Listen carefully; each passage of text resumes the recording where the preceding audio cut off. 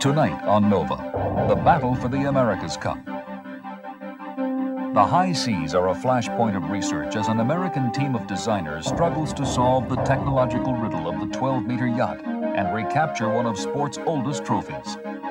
We cannot afford a screw-up. We can afford 5 more days. We can't afford a screw-up. Burt Lancaster narrates an exclusive profile of one American team locked into the Sail Wars. Major funding for Nova is provided by this and other public television stations, which depend largely on viewer contributions for their support. Additional funding was provided by the Johnson & Johnson family of companies, supplying healthcare products worldwide. And by Allied Signal, a technology leader in aerospace, electronics, automotive products, and engineered materials.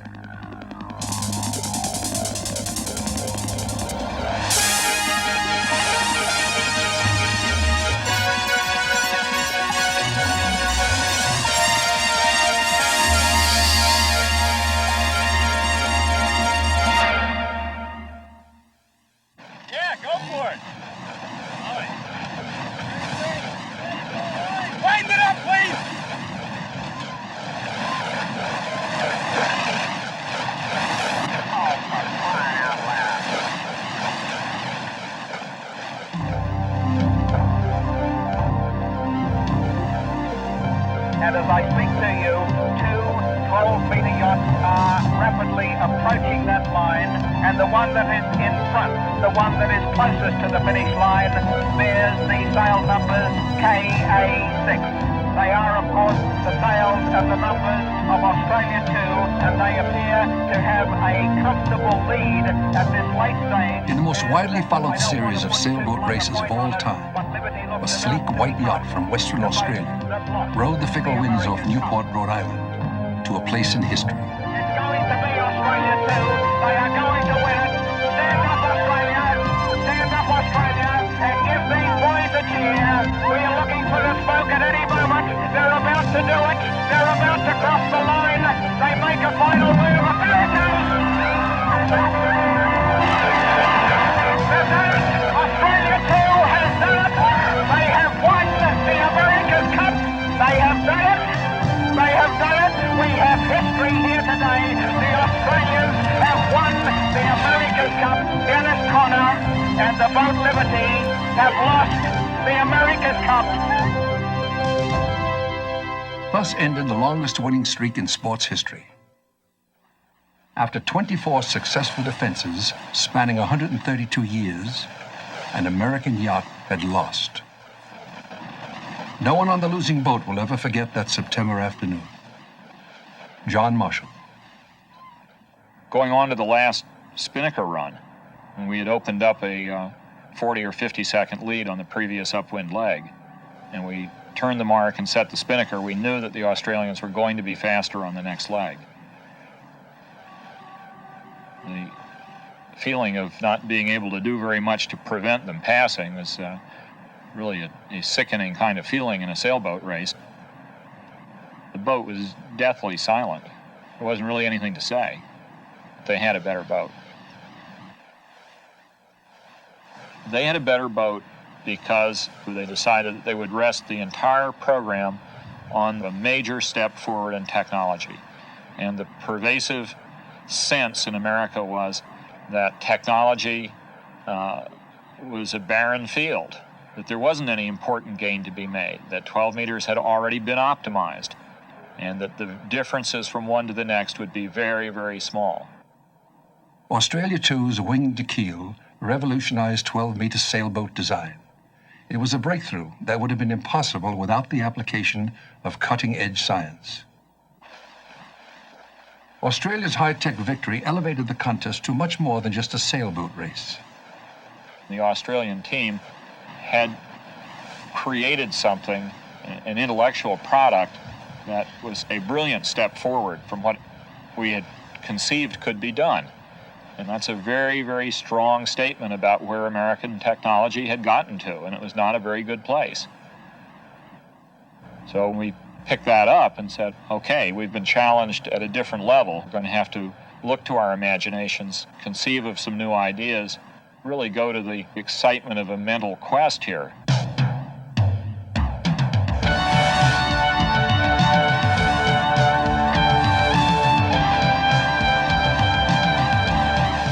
Six American syndicates took up that challenge, all of them determined to reassert America's technological strength.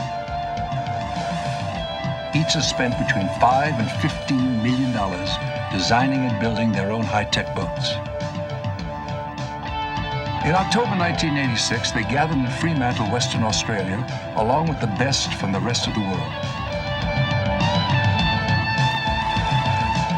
For the next 4 months, they'll slug it out to determine which boat will challenge the Australians in the Cup Finals in February 1987. Only by surviving this grueling elimination series and then defeating the Australians can an American team make good on its promise to bring the Cup back home. Dennis Conner, the losing American skipper in 1983, is one of the top-rated American challengers with his new team called Sail America. This is the story of Sail America's 3-year effort to design a yacht capable of recapturing sailing's greatest trophy.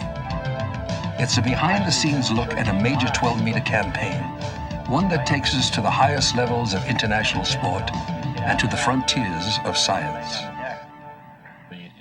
In early 1984, John Marshall was named coordinator of the Sail America design team.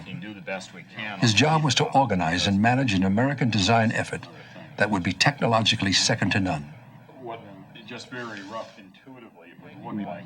Decided that what we would have to do is put together a multidisciplinary team. People from specifically the sailing environment, professionals in that area, are 3 yacht designers, but also people whose expertise was much broader.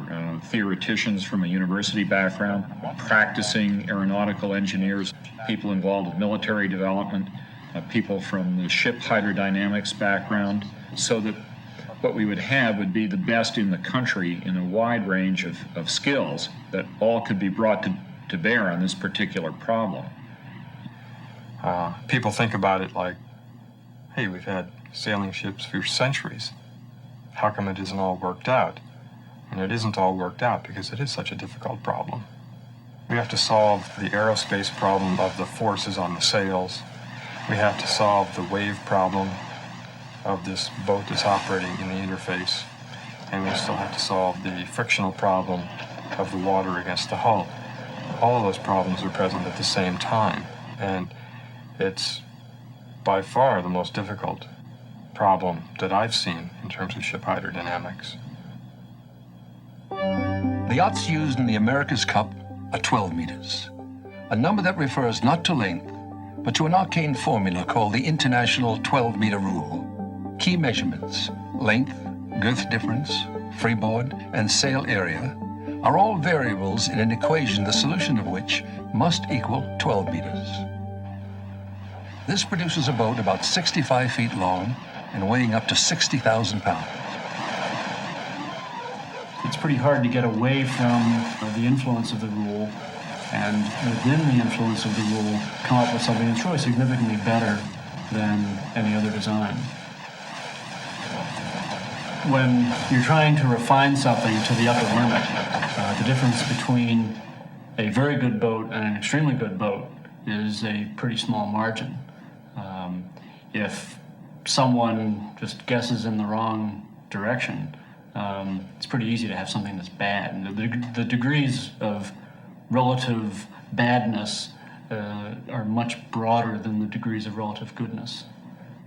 The definition of an interesting game very often is that the rules are sufficiently restrictive to keep the players together and face-to-face, and they're sufficiently free to allow some real creativity in the moves that you make. And the 12-meter rule looks deceptively simple, and the game appears deceptively small and constrained. And then you get bursts of extreme creativity when some whole new approach comes into it that no one has thought of. And the elegance of the game reveals itself, and the challenge reveals itself, and then you understand why very, very bright and very creative people get so heavily involved.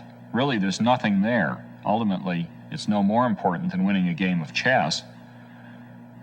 but the game is nicely balanced. Sail America's strategy was to have 2 new boats in the water before the end of 1985.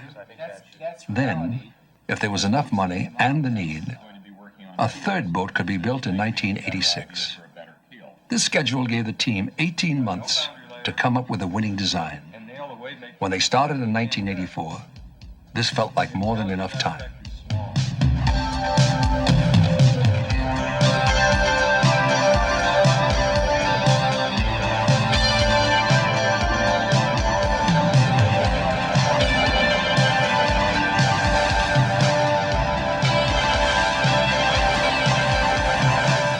You start the design process by trying to figure out what it is the boat has to do. In the case of a 12-meter, it's got to sail match races. So it's a one-on-one weapon, strictly. You've got to be able to pounce on any weakness or any error by the enemy. You've got to be able to control the enemy. It's very, very one-on-one kind of competition. It's confrontational, it's aggressive, and the boat has to be that way.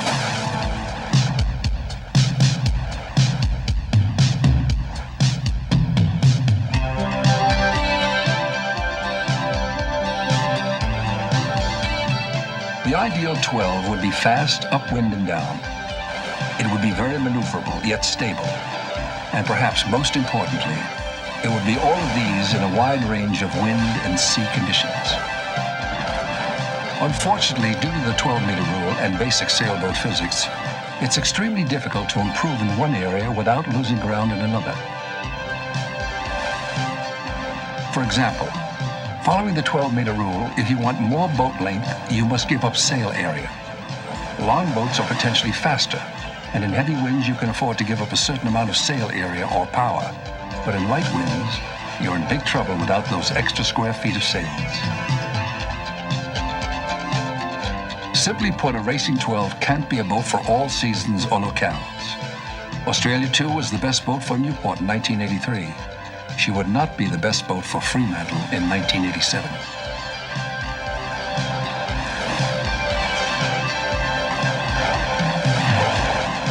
If the boat doesn't fit the weather conditions, if you end up with a boat that's a real good light weather boat and it blows 20 knots every day, or a real heavy weather bomber that's powerful and big and stiff and just great in a breeze, and then you get 2 consecutive weeks of light or medium weather, you're just plain going to lose. No hope. It's all over. So the number 1 priority was to identify the wind conditions and sea conditions that we expect to race in, and then work on the parameters of the boat for those conditions. We're probably about right here. Meteorologist Lee Davis tackled the critical job of assessing sailing conditions in the Indian Ocean off Fremantle. I would say it's due west. In January 1984, he made the first of a series of trips to Australia to gather weather information. With his new data and 10 years of historical records from the Fremantle Port Authority, Davis produced an hour-by-hour, day-by-day picture of conditions on the racecourse. Here we have a plot of the wind speeds and wind directions for a particular day. And we can see at 10 o'clock in the morning, the winds are quite light from the shore, and they increase to 20 knots during the day, and by evening they decrease to 0. And you can see another day, same type of conditions, winds this time will increase up to 30 knots, quite heavy day. And that pattern continues ongoing until we have another day which is completely different. The sea breeze comes in at 1 o'clock in the afternoon, but this time it only increases to 10 to 12 knots. That makes a real difficult decision. Do you build a boat that's going to sail fast in 30 knots of breeze? Or do you build a boat that's going to sail well in 10 knots? Or do you build a boat somewhere in between? Sailors think of wind and sea conditions in 5 broad categories, ranging from light to heavy. Davis was able to give Sail America the percentage of time they would encounter each type of condition. From this, it was possible to determine what length boat would be best for any given month. Unfortunately, what would be best for the November preliminaries would not be best for the Cup finals in February. You know, there are 14 different smart groups here, I think, trying to figure this out, and they're going to come to different answers. One of them is going to have the best answer. The people that are close and have versatile boats will probably be okay, and then there'll be some others that are out on the fringes that just plain will lose before they start. Sail America decided to design a longboat, one that would be optimal for the heavier conditions expected in the critical December and January trials. Plugging that length into the 12-meter rule gave them the boat's sail area and weight. With these basic parameters set, the designers started searching for a hull and keel combination that would be both maneuverable and fast. A fast hull shape is one that produces the least hydrodynamic resistance. The opportunity and the problem in 12-meter design is to find an optimum distribution of volume, or in other words, to shape the underwater body and volume of the boat in an optimal way such that its resistance is minimum. You are basically given a balloon whose volume must be kept constant, and you can squeeze that balloon as you wish within a certain length to find a shape and form which will minimize the resistance of the boat. Are they going to test this at all? Well, it'll probably... Every time the designers squeezed their 12-meter balloon into a new shape, mathematical assessments of the likely resistance of that shape were calculated using computer modeling techniques borrowed from the aerospace industry. Much of this work was done by Charles Bope, Bruce Rosen, and Joe Leoza from the Grumman Corporation. Basically, they used a computer program developed for NASA to break down hull and keel shapes into thousands of discrete flat panels. The computer then solved hydrodynamic flow equations for each. The millions of calculations required were done at Cray Research in Minneapolis on one of their supercomputers. In this way, Sail America was able to test both subtle hull and keel modifications and radical new concepts.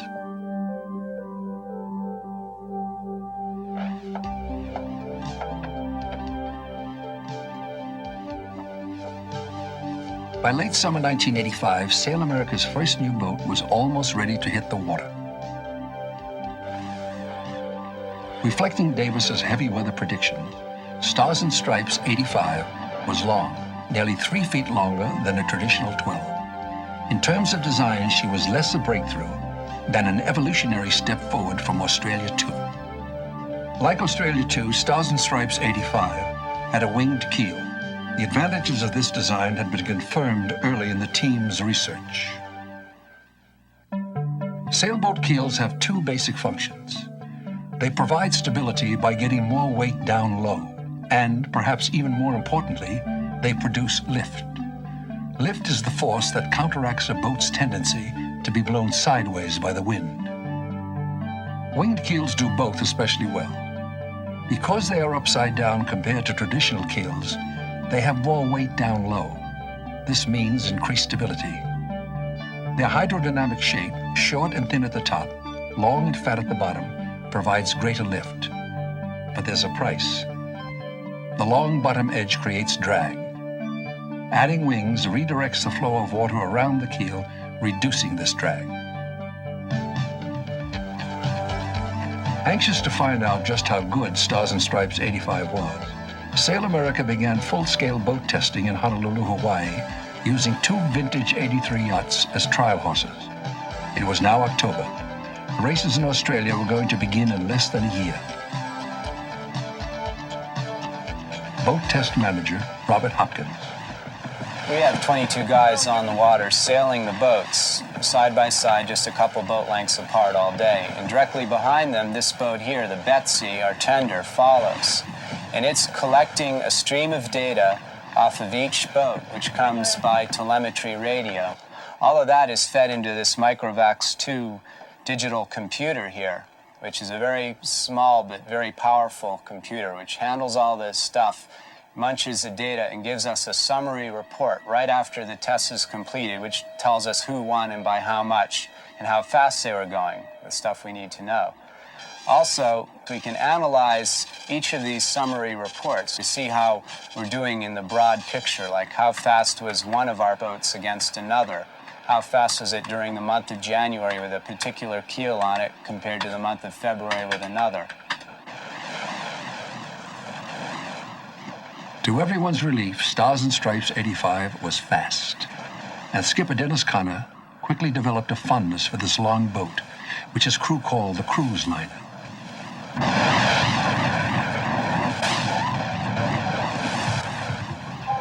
Yet the designers remained unsatisfied. There was nothing revolutionary about Stars and Stripes 85, and no reason to believe the competition couldn't do as well. The desire to do better, in all likelihood the need to do better, kept the team searching.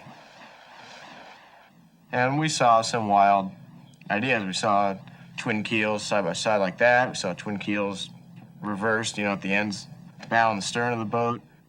We saw a very varied array of bulbs with fins, hydroelastic control of fins on the back. We saw different hull volume distributions, some of which were extremely radical. We weren't even sure how you could shape a hull like that and make it work. We saw annular keels, which are ring keels. Saw a lot of different ideas.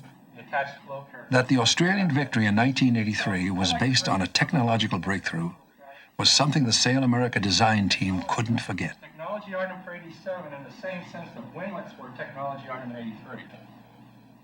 More than once, the designers argued about how radical a boat to build. Some were convinced that without a major breakthrough, the team would lose. You believe yours and I believe mine, but is that... What I'm saying is there are a number of us on the team who are very much interested in finding that quantum leap in performance. Finding an idea in terms of a hull keel concept that far exceeds the type of technology that sailed in 1983. And of course, this is higher risk technology, but we think we're onto something now that might give us that. I christen thee Stars and Stripes. The something they were onto was a radical bow design, which was incorporated into the team's second U-boat, Stars and Stripes 86. The new bow shape, details of which remain a Sail America secret, was supposed to minimize the creation of waves. If it worked, this would decrease resistance and make the boat much faster. To confuse spies from other teams, she was painted to look exactly like Stars and Stripes 85. In many ways, Stars and Stripes 86 was a full-scale experiment, the initial results of which came in just as the full design team was meeting in January of 1986. Needless to say, the first order of business was a report on her performance. Okay, so we have 4 days of difficult-to-use results in 1 day, which was yesterday, of finally we got some trade winds. The result is that 86 is getting beaten by 85 by about, I would say, 20 seconds a mile in 5 knots, 10 to 15 seconds a mile in 10 knots. Clearly, Stars and Stripes 86 was not all the designers had hoped for. Still, John Marshall argued that she was a valuable learning experience, although an expensive one. I think what we're seeing right now is that the boat is maybe very slightly disappointing. So 86 is a boat that may never sail a sailboat race for keeps, but she's not catastrophically bad. What is interesting is that the very radical treatment of the forward part of the boat as an isolated element is not a serious deficit in performance. For the design team, the news about Stars and Stripes 86 was sobering. After 18 months of research and the construction of 2 brand new 12 meters, the pressure to come up with a winner was still there. 85 was fast, but very conventional. She broke no new ground, and other syndicates could be expected to do as well. 86 was a noble experiment that would never race. I think we're sure not going to win the America's Cup with one of the boats that's in the water right now. I think we're pretty darn sure of that. So, the first America's Cup trials were now just 8 months away. In that time, Sail America would have to design, build, test, and deliver to Australia a third and better boat. This is the tank at Offshore Technology Corporation in Escondido, California, where Sail America tests scale models of promising hull and keel designs. This is their 31st model, in all likelihood the last hull shape to be tested. You sure the dog got in here? I'm positive the dog got in here. Time is short. Plans for a final boat must be delivered to the builder soon. Ever since Australia 2 won with her new and secret keel, security has been a major issue for 12-meter syndicates. OTC personnel and Nova's film crew are sworn to secrecy about test results. Concerned that these images might aid the competition, Sail America insisted that certain critical design features be blacked out. Model 31, like the others built for the team, is 1/3 scale and weighs 2,000 pounds. This is widely considered the smallest model that can produce a reliable picture of the hydrodynamic resistance of the full-scale boat. And measuring resistance is what the towing tank is all about. Mounted on the model is a dynamometer, which electronically measures the effort it takes to push the boat through the water.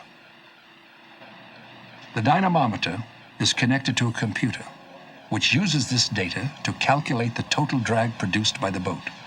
The lower the drag, the faster the boat.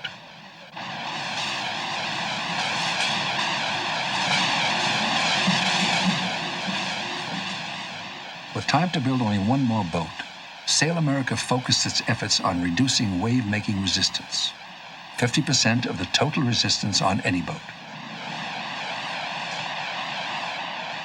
Boats, as they go through the water, because they're heavy, they displace the water and they push it out of the way and they make waves. And as the boat tries to go faster and faster, the wave gets bigger and more energy is burned up in pushing this wave out of the way. The 12-meter, being a relatively heavy yacht, has to push a lot of water out of the way as it goes through the water. And the way that the volume of the hull is distributed from bow to stern influences the way in which the water is parted at the bow and the way it comes together again at the stern.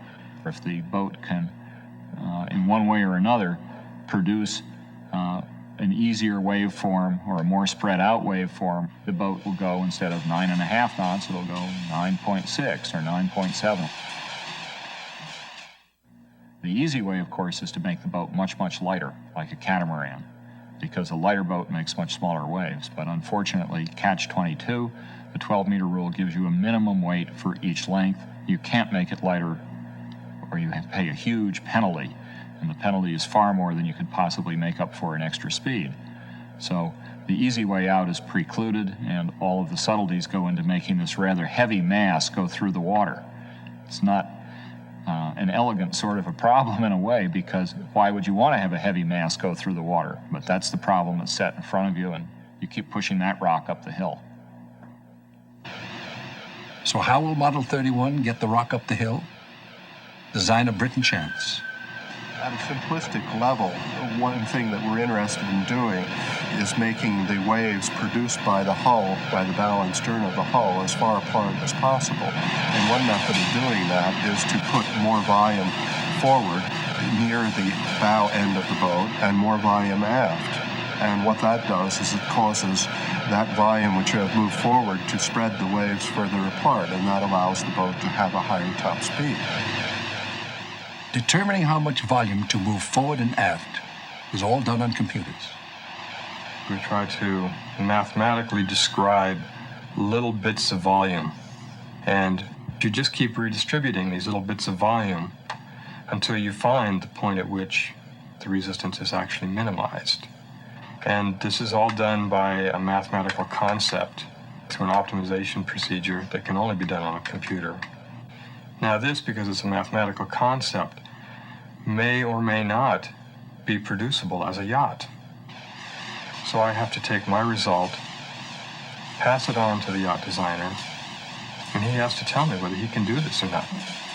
This approach had led the team to the radical bow design for Stars and Stripes 86. It had also guided the development of Model 31.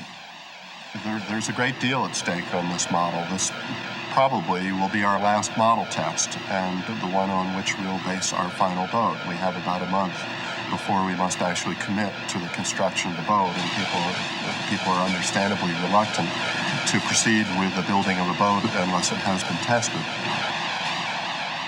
A full test series includes 80 or more trips down the tank. Each time the model is run at a different speed or angle. After 10 or so runs, there is enough data to establish a meaningful trend. This is a tense time. 8.71, 10.28 knots. Unfortunately, for Model 31, the numbers weren't good. Though the redesigned bow showed potential for reduced wave-making resistance, the stern, which was unchanged from previous models, was now separating, increasing total drag. Further evidence of how delicate a balance a good design really is. Separation is what happens when the flow of water around a hull can't stay in relatively smooth lines. The flow literally separates from the hull surface at the stern, exploding into turbulent eddies, all of which represent lost energy. This is what happened with Model 31. No, I'm disappointed in that I didn't expect this problem to crop up because, as I mentioned, we attempted to keep this area as a control, truly control. But as I mentioned, there's a very, difficult to model and, in fact, unmodelable interaction between wave drag and form drag at this point as far as analysis goes. And it blew up. It's a risky run when you try to change too many things at once. And we changed a lot of things in this model. It's a terrible feeling. It's a really terrible feeling when all of your expectations are so high, and they just come crashing down about you, and you look at the results and you know it's not an experimental error. It's a real problem with the hull form.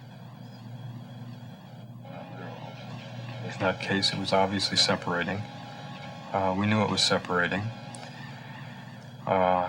We knew that was unacceptable, and you sort of have the feeling that you shouldn't have let it happen, that it was basically a screw-up that shouldn't have occurred.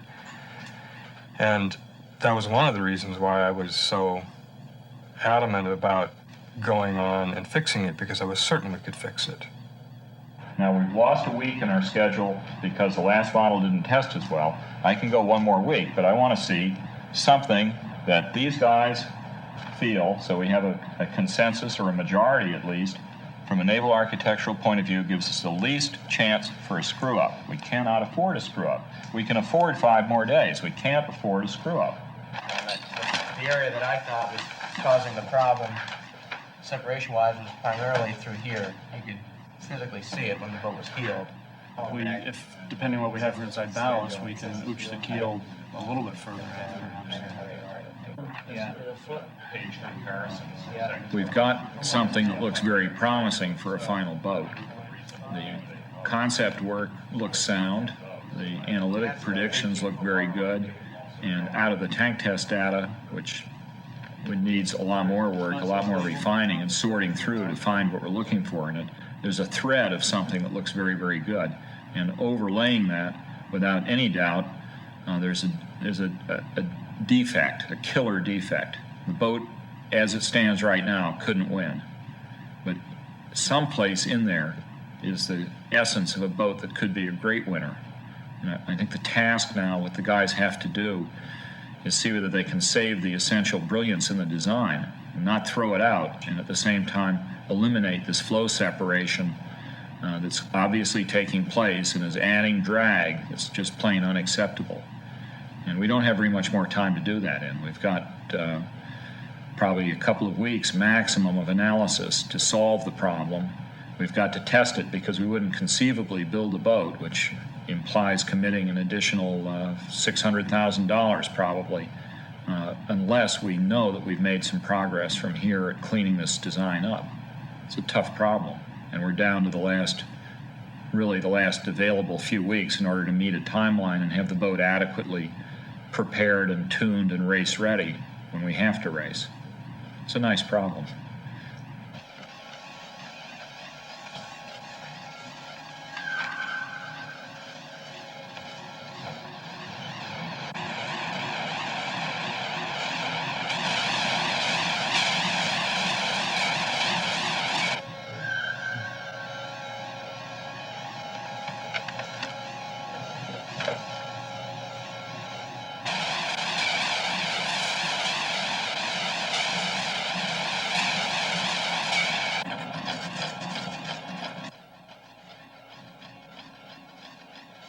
After an hour of testing, a pattern emerged. It was not what anyone had hoped to see. And if the data is accurate, it means that the changes made from model 31 to 32 were somehow in the wrong direction.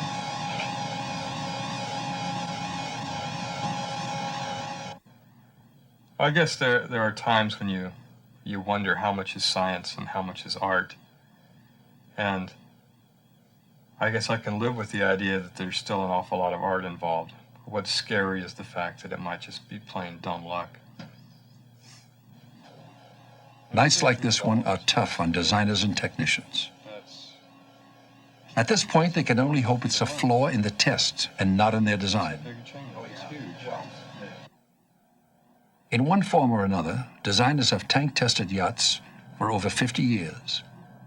Acceptance of this technology, however, has never been universal, and it was almost completely discredited in the 1970s, following a disaster called Mariner. Turn the main. Get the main in. In 1974, Britain Chance relied on tank testing to design a 12-meter for Ted Turner. Come in. We're going to be right about on. Come in. Damn it. Come in. Damn it. Trim. Trim the main. Mariner was a radical departure from tradition. Our tank test predicted greatness. If you're right about that stern, haven't designers been wrong for the last 100 years? Well, we'll find out, won't we?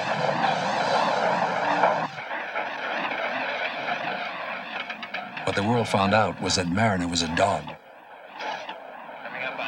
Her failure soured the American design community on high technology for almost 10 years. The failure was certainly mine. I was responsible for it. But it was based on predictions of very small-scale models. The models commonly used at this time were 1 to 13 scale. We now use 1 to 3 scale. And the scale effects, particularly the effects of friction and probably their interaction with wave making, gave a misleading result. The boat did not perform full size as she performed in the tank. This was a very unfortunate result for a number of reasons, one of which was that it stopped the general use of tank testing for quite some time, and also caused a disinterest in the general application of technology. One of the outcomes from the narrow perspective of the America's Cup, I think, was very probably the loss of the America's Cup in 1983. Australia 2's breakthrough winged keel was the result of exhaustive tank testing.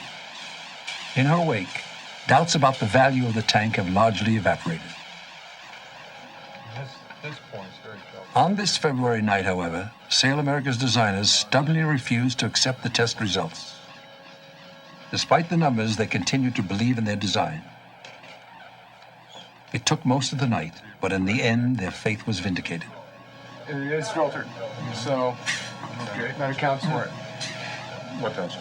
The fact that there was a filter in the data channel, which is An electronic filter used in an earlier test of an oil platform had been inadvertently left in the computer. This had skewed all of the night's results. Come on, let's see what we got.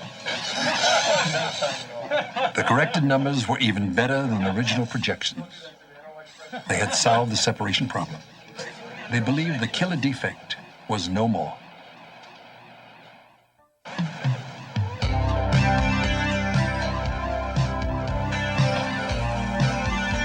From day one, the key element in Sail America's strategy was to do as much actual sailing as possible. Hawaii's consistent winds, which are as strong as those that blow off Western Australia, made it an ideal place to test boats and train crew. Even though this has evolved to be very much a design contest as opposed to a sailing contest, I think that the people product will still be a major factor in the outcome, or at least a factor in the outcome. So it's important that the crew be able to perform up at their best, and to do so, obviously, they have to have a full commitment. And in the case of our guys, they've been working from 5 in the morning till 9 at night, 6 days a week, for 17 months to prepare for this, and all this is without any financial compensation. This isn't a sport. You know, the only people that say it's sport are people like you know, the correspondents and the news people. You know, it's a sport in the sense that it's a competition, but to us and the people that are going to have to do this thing, it's not a sport, it's your life. You have to be able to endure pain. You have to train in pain. And on the last beat, you know, when you have to wear that guy down, it doesn't make any difference if you're in front of him or in back of him. If you're going to grind him down until he can't sail anymore, you better be ready to endure the pain, because chances are the guys on the other boat are going to be able to endure the pain. And at the end of that race, there's only going to be one guy across the line, and it's a guy that can deal with that kind of pain and continue to make the contribution that's going to be on the boat that's across the line first. It's going to be us.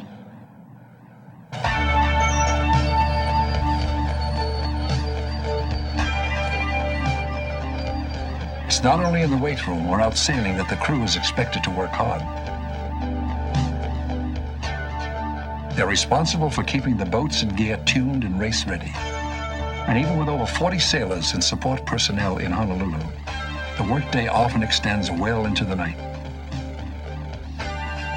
Such an intensive schedule can dull the competitive fire, but with the help of Hollywood, the crew manages to stay motivated.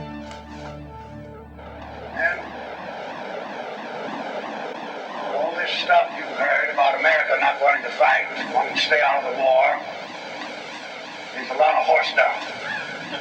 Americans traditionally love to fight. All real Americans love the sting of battle. When you were kids, you all admired the champion marble shooter, fastest runner, big league ball players, the toughest boxer.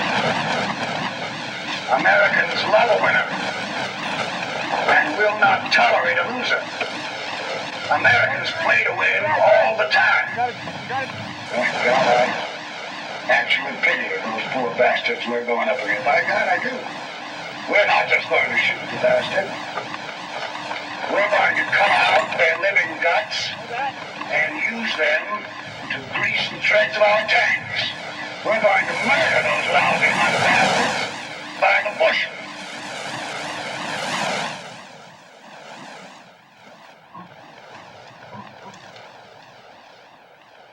By late winter, the crew was psyched and ready to take on the world with Stars and Stripes 85. The design team was also in high gear, preparing for the final push that would make Stars and Stripes 87 a reality. I sort of know one thing you'll see right away. In early March, a conference call was scheduled so John Marshall could give the trustees of the syndicate the design team's final recommendations for the new boat. One crucial question still to resolve was how long a boat to build. The question of length had resurfaced after the arrival of intelligence reports about the enemy. You can see the pictures, I just don't want the names of the people supplied them. They're rolling. These are done by underwater holography? No. They're just plain old photography. The names of the photographers are on the back. I can't believe you will. That's Shimon credit. The competition was building shorter boats. This was confirmed when 15 America's Cup contenders showed up for the 12-meter World Championships, a regatta in Fremantle in early 1986. Looking down the dimensions, the KZ5 boats, the two Kiwi boats, don't seem to be especially long because we believe their J is 25. They seem to have a normal-looking sail plan, so they must. The idea that they might have the longest boat competing for the America's Cup made the Sail America team nervous. Probably longer than 45 feet because what we have to do is two different things. You have to look at what would be an optimum boat if you didn't have any idea who the opponent was. And the other thing is, once you know something about the enemy, you have to have an optimum boat to race against that particular enemy. And the two solutions are entirely different. Mathematically, strategically, game theoretically, however you go about doing it, they're different situations. The optimum solution isn't to pick the boat that in a vacuum would be perfect. It's to pick the boat that gives the best probability of beating these other 13 guys. Though their weather analysis had led them to design and build long boats, it had also left them out on a limb. Common sense said, stay long, but not so much longer than the competition. And that's eventually what they settled on. Stars and Stripes 87 would be almost 2 feet shorter than 85. Having settled on a length, it was time to make a final commitment to the Model 32 design. Though her test results had been very good, some team members still felt that she was too radical, too risky a design. Marshall and Clay Oliver reviewed test data for other candidate designs and ran hundreds of computer-simulated races between them and Model 32. An hour before the conference call, two possibilities remained, Models 30 and 32. Model 30 is what we might call a more conservative model. It goes less far away from traditional yacht design trends, and its characteristic, I think, is that it is a more broadly competent sort of a boat and has good performance characteristics pretty much across the board. Model 32, first of all, is more radical, which I think does imply a certain amount more risk-taking. What we're buying with that chance is a boat that shows some real brilliance in the design target conditions. Marshall didn't make up his mind until 10 minutes before the call came through. When it did, he recommended building Model 32 and making her almost 2 feet shorter than Stars and Stripes 85 and 86. He was then stunned to hear arguments from Connor and others against building a third boat at all. The issue was money. The call ended without resolution. The board would look for more money, but without it, the future of Stars and Stripes 87 didn't look promising. All right. Yeah, so long. Oof. Easy. Not easy, no. Well, it's very discouraging and depressing to people working on a technical problem to put intense concentration and effort onto it, and ultimately to have come through a period of real doubt whether they could do something better, finally find a superior solution and something that looks really promising, and then ultimately find that you can't find the funds to build it. So it's a downer from that point of view. Well, yacht designers from the beginning of time always are confident that their boat is going to be the best thing since sliced bread, but that after you've been around a while, you realize that all their dreams and their best of intentions don't always come to fruition. I saw in 1974 how a boat that was supposedly was going to be a major breakthrough was one of the slowest 12 meters ever to be designed. In 1977, the Enterprise Syndicate spent several $100,000 in designing a keel that was supposedly going to be a breakthrough, and Courageous, a 5-year-old boat, came out and beat it. So time and again, we've seen these designers tell us that what has been great in the tank is going to come out and whip up on the old boats, but we've seen that not be the case. Sailors, I think, always are worried. Maybe distrustful is a good word, but they're certainly worried that they are dependent on something that they can't control, and it's just a very human reaction. And in Dennis's case particularly, he's been dependent on design that he couldn't control before, and it let him down. So he's not surprisingly worried this time. It's a responsibility that we have to try to do the best we can. We're all much more than committed to a good design or committed to winning. But that isn't going to allay anybody's fears until they get the boat in their hands and can sail it and are sure it's what they need. If Stars and Stripes 87 was to prove she was more than a great idea, Sail America's fundraisers would have to work overtime, intensifying their courtship of corporate sponsors. Rather than go to corporate America with our handout, we designed the program, as the Olympics did, in a partnership marketing mode. That is to say, we offer corporations the opportunity to market their product and services around the involvement of Sail America and the America's Cup, or we offer them corporate perks where they can come out and visit with us, get on the inside of the camp, see what we're doing from a technical standpoint, and it's working. It worked with the Olympics, it's working with us. Sail America's projected budget approached $15 million. When Stars and Stripes 87 was put on hold, over $5 million was still to be found. Yet after 10 days of thinking it over, the trustees decided they couldn't afford not to build a new boat. They'd gone too far to go to Australia with less than their best. With the decision to proceed, a series of last-minute decisions had to be made. The most important involved the curve of the deck, or shear line. The technically best thing would be to have a shear line that looked like that and a flat deck there. But all the designers agree that in case of argument, we don't want to disagree with the crew because that would be a mistake to get in trouble on that. And that's why John proposed a 0.3 of a foot. This was a question that had both a technical and a not-so-technical side. So the more you can bring the God, I dethrone can't in. believe that aerodynamically it's not better, and weight-wise it's not better, and resistance through the water. So why isn't anybody else doing it? It's ugly. Yeah, but we can dress it up to make it look good. We've already gone ugly. We can go all the way now. We could paint it red. And it's going to be difficult to style that to look what you would say is pretty, but if it's well executed, it could look pretty racy. And if it's first across the finish line, it'd be a pretty good-looking bow. Perfect. Before the boat builder begins cutting metal, full-size drawings of the boat's lines are made. This is a process called lofting. It's done to ensure the boat's lines are fair or completely smooth, without discontinuity. The final boat that's going to go in the ocean has to be fair in every direction. The water has to flow over it with no drag. And the sea is going to discover any imperfections or bumps or discontinuities in that surface. So it has to be lofted full scale, where the human eye, which is really the most precise computer of all, can see the fairness of the lines and detect anything that's wrong. And this lofting of the boat full scale is traditionally a very time-consuming process that takes a great deal of skill. We've tried to squeeze that process down to the minimum amount of time by using computer-aided lofting as an intermediary step. For over a week, designer David Pedrick and his associate Sean Fawcett worked day and night, creating a numerical version of the plans for Stars and Stripes 87. With these numbers, full-scale drawings of the boat could be produced on mylar strips 60 feet long. Time is running out. The lofted plans have to be completed tonight and delivered to the boat builder in the morning.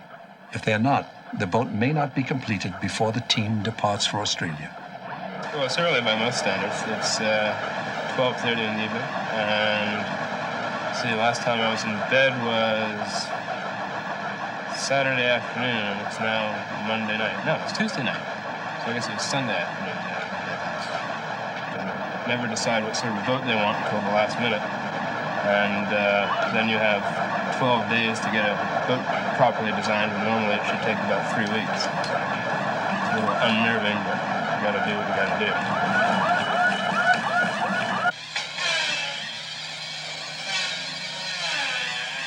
At 10 a.m. the next morning, the plans for Stars and Stripes 87 were delivered to the Director Boatyard in Mamaroneck, New York. Construction of an all-aluminum 12-meter hull takes 3 months.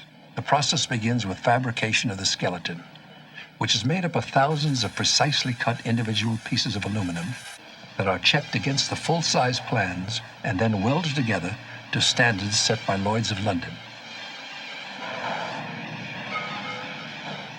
These initial stages of construction are time-consuming, but they can't be hurried, even when the competition seems to be way ahead.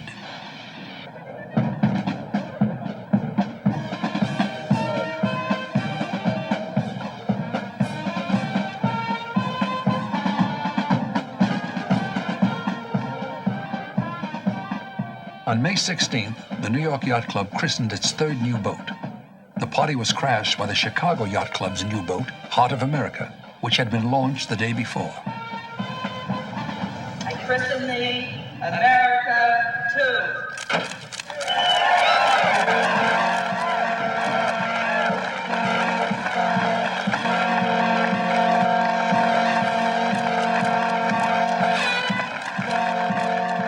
2. At the same time, interesting gossip about the San Francisco boat was making the rounds.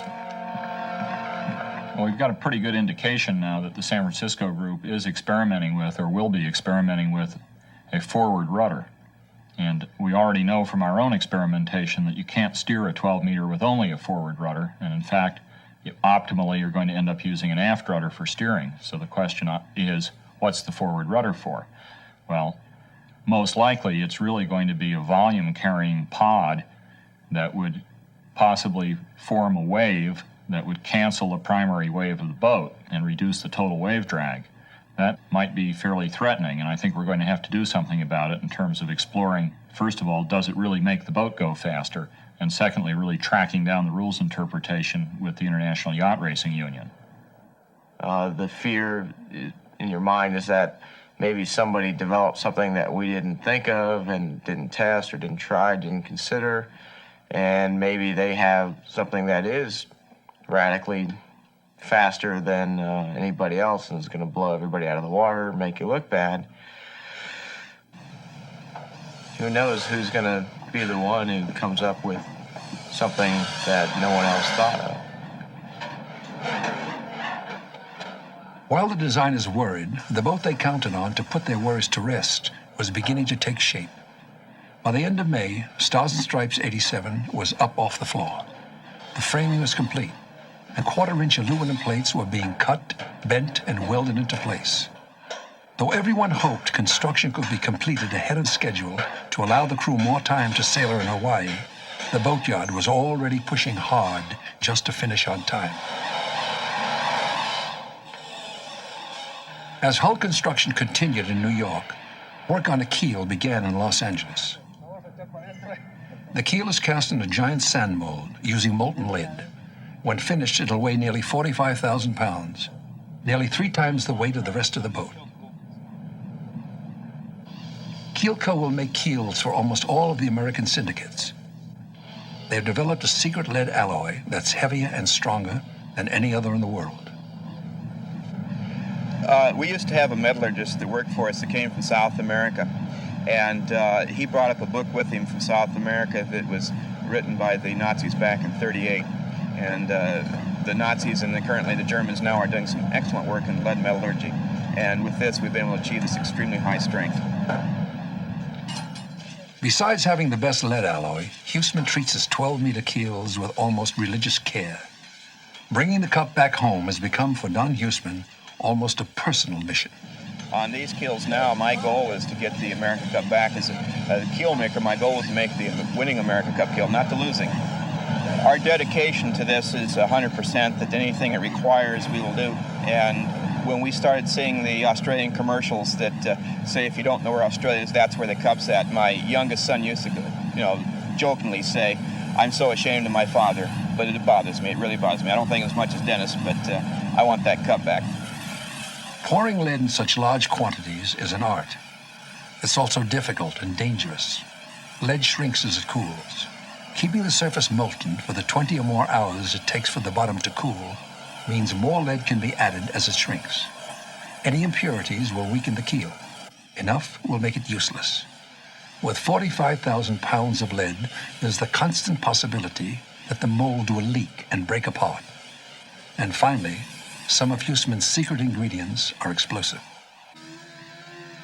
Yet this time, everything works perfectly. The keel measures accurately to within 1/16th of an inch, and the lines are fair to within 5 or 6 1/1000ths of an inch.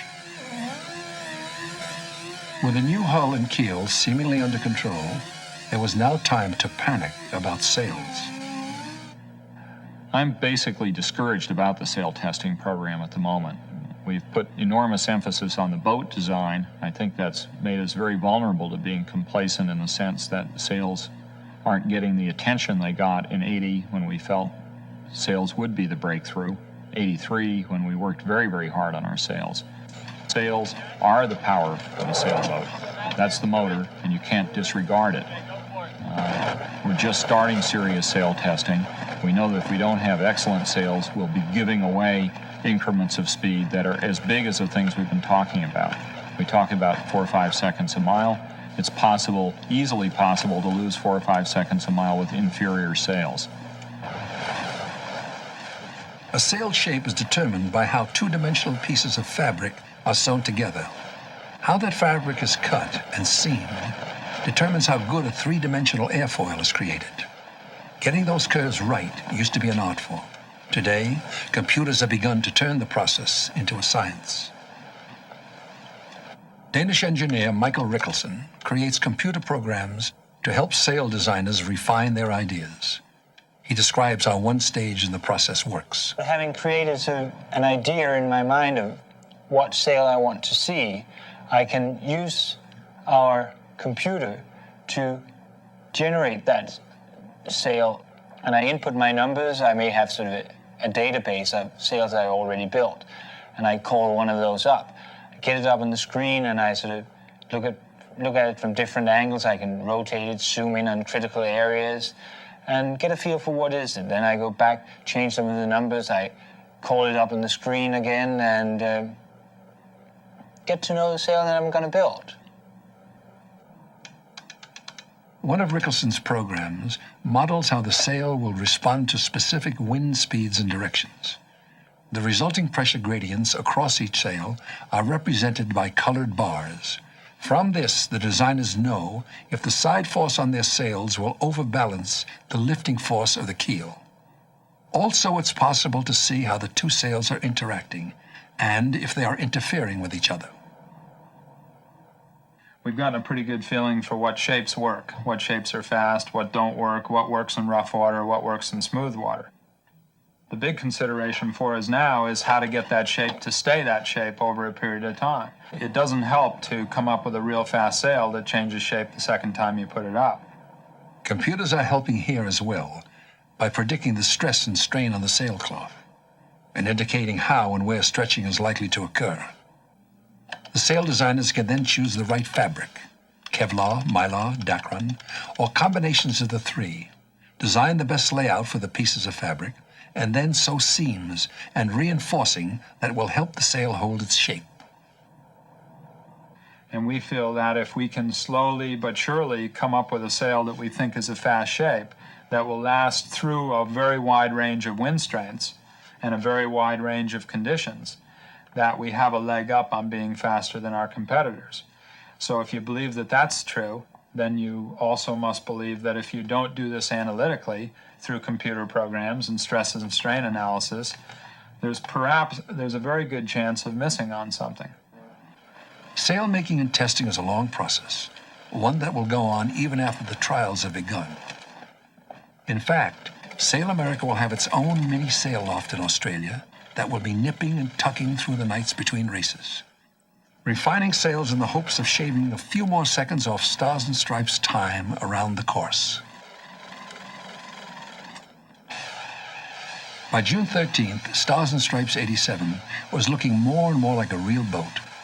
While the deck and interior received some final welding, the hull got a first coat of micro balloons, an epoxy resin, which when dry can be planed and sanded to a perfectly smooth or fair line.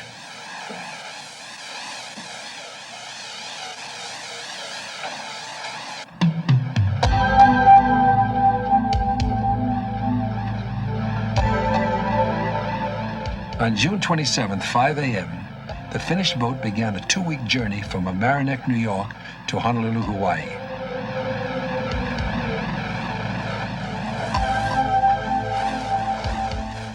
Upon her arrival, Dennis Conner would have less than 2 weeks to decide if she was the best thing since sliced bread. Conner knew and liked Stars and Stripes 85. He was prepared to sail her in the America's Cup. If Stars and Stripes 87 was going to be Sail America's race boat, she'd have to prove her stuff right out of the box.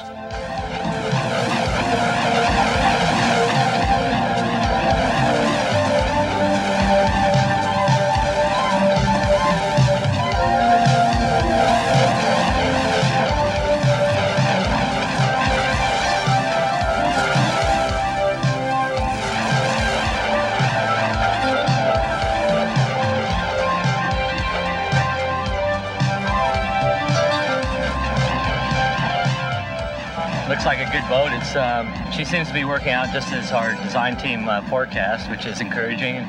We have been pleasantly surprised to see her be able to keep up with a boat that's been in the water for 9 months, that's been finely tuned and looked after in every way. So I think things are promising, and over the next 6 weeks down in Perth, we hope to fine-tune her and get the most out of it, and I'm guardedly optimistic that it'll come through and be everything we hope. Stars and Stripes 87 had passed her first test. In Australia, there would be many more challenges to come, but 87 was going to get a chance to pass them all.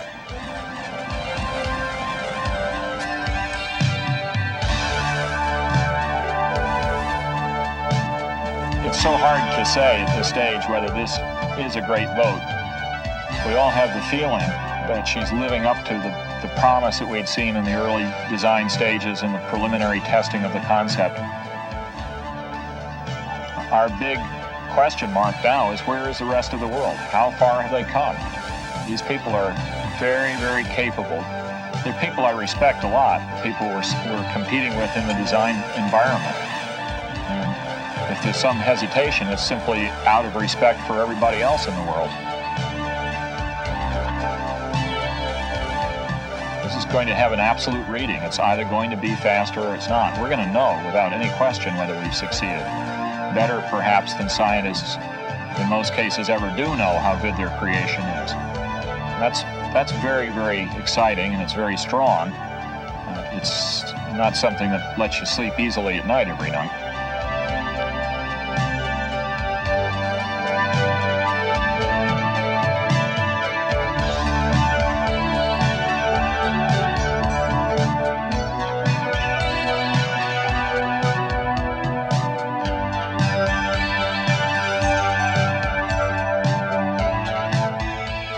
Major funding for NOVA is provided by this and other public television stations, which depend largely on viewer contributions for their support. Additional funding was provided by Allied Signal, a technology leader in aerospace, electronics, automotive products, and engineered materials.